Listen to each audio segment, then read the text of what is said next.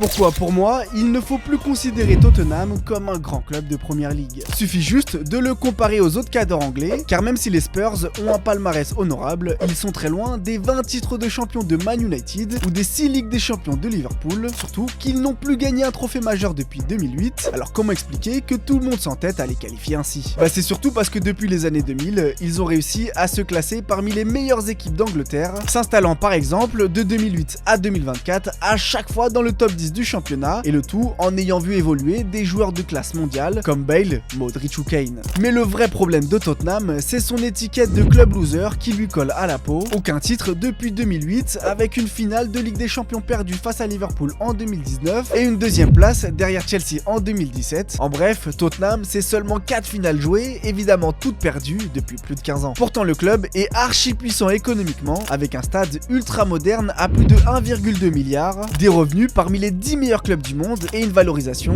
à plus de 2 milliards d'euros. Sauf que tout cet argent est très mal investi sportivement, surtout depuis le transfert d'Harry Kane en Allemagne, parti gagner des trophées, renforçant donc encore plus le manque d'ambition affiché depuis quelques années. Actuellement 14e de Première Ligue, le club traverse comme Man United une période catastrophique, à la différence que les Red Devils seront toujours considérés comme un grand club, tant eux, ils ont marqué l'histoire.